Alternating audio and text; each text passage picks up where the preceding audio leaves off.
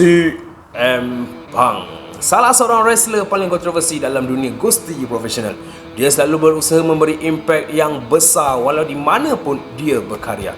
Selama karier dia di WWE ataupun AEW, pasti akan ada kontroversi yang dia buat.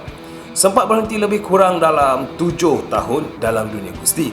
Akhirnya, dia kembali ke dunia gusti melalui brand AEW.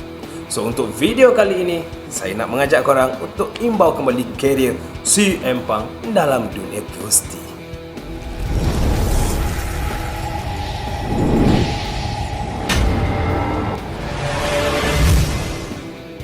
Phil Brooks, atau lebih dikenali sebagai CM Punk, memulakan karirnya sebagai pemain gusti profesional melalui brand Amato yang biasa bergusti belakang pentas atau lebih dikenali sebagai Backyard Wrestling dengan nama brand Lunatic Wrestling Federation di pertengahan era 90-an. Memulai debutnya pada 13 Mac tahun 1999 dan mula memakai nama CM Punk.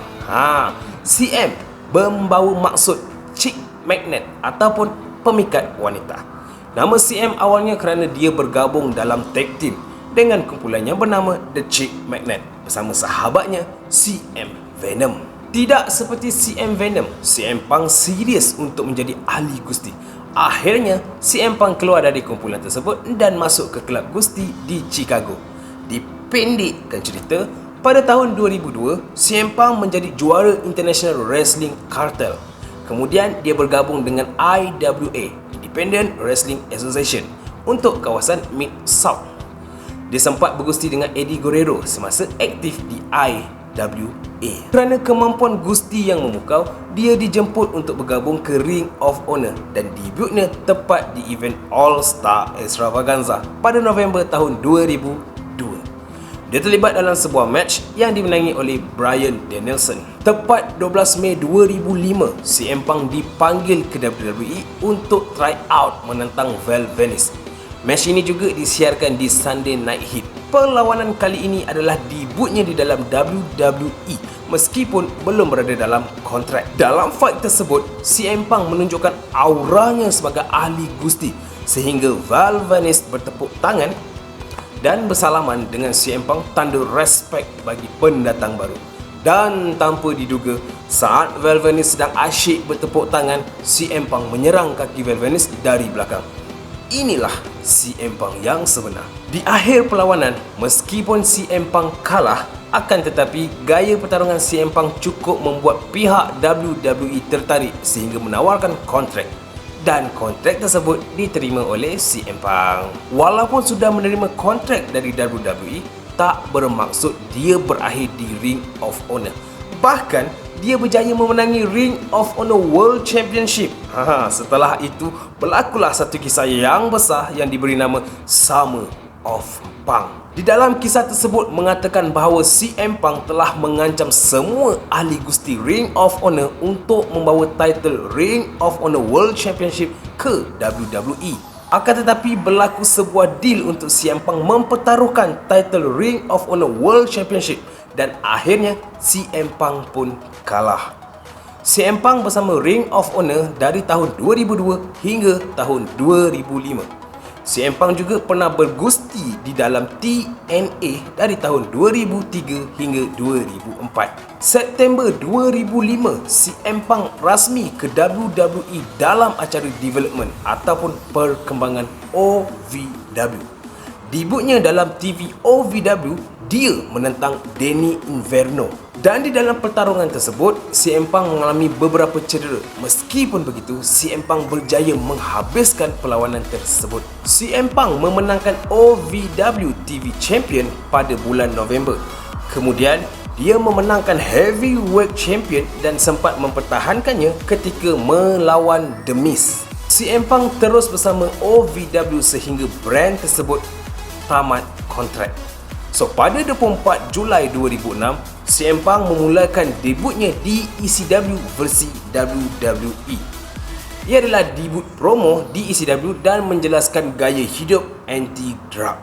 Debut pertama CM Punk di ECW berlaku pada 1 Ogos 2006 menentang Justin Credible. Semua fans WWE cukup mengenali sosok CM Punk.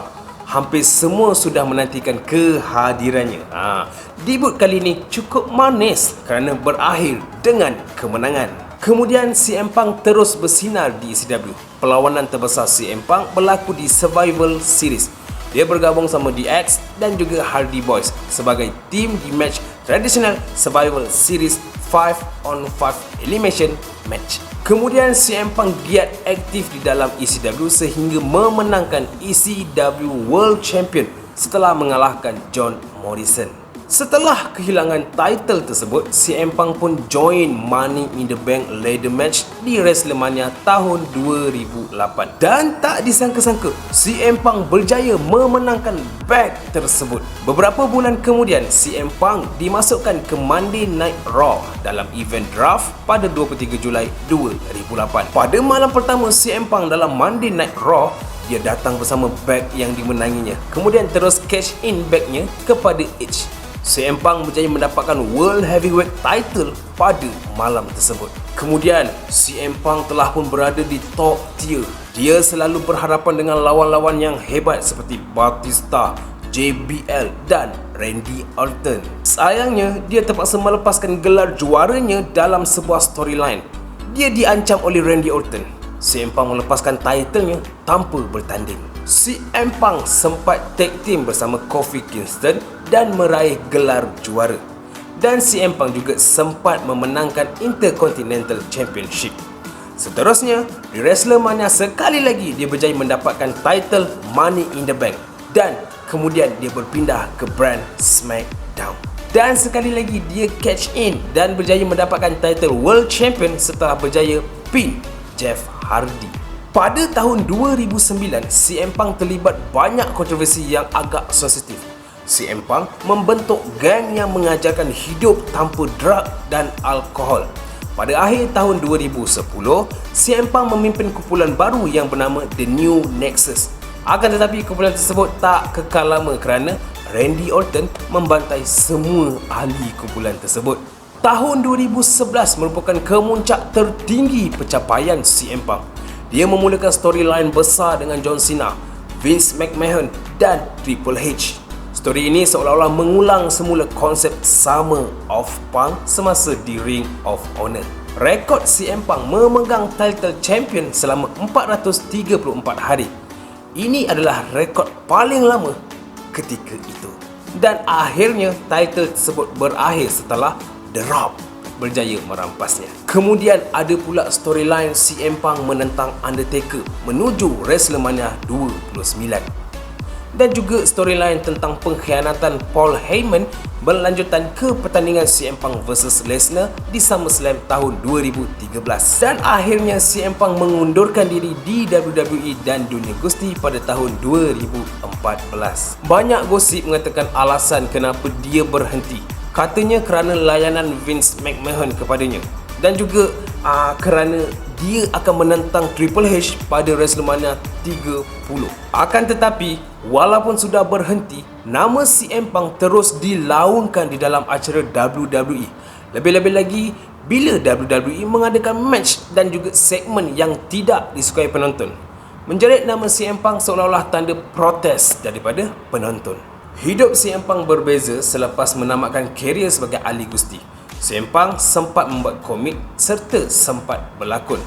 Bagaimanapun, CM Punk sempat mencuba nasib dalam Mixed Martial Art MMA under UFC. Akan tetapi, gagal. 2 kali percubaan, 2 kali juga dia kalah dengan sekejap. Meskipun begitu, jiwa wrestlingnya masih lagi hangat. Dia sempat join talk show WWE Backstage pada tahun 2019. Akhirnya, CM Punk bergabung ke dalam brand All Elite Wrestler AEW pada tahun 2021.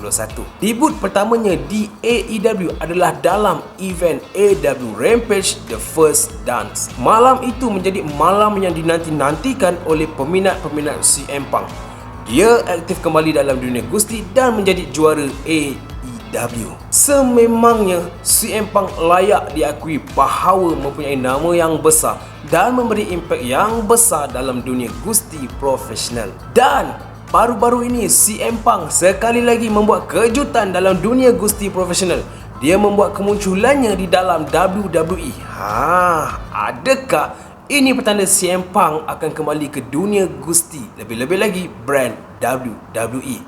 So, menurut korang macam mana? Cuba korang tinggalkan komen tanda support. Sampai sini saja video saya tentang Phil Brooks ataupun CM Punk. Saya Agus Ade. Bye-bye.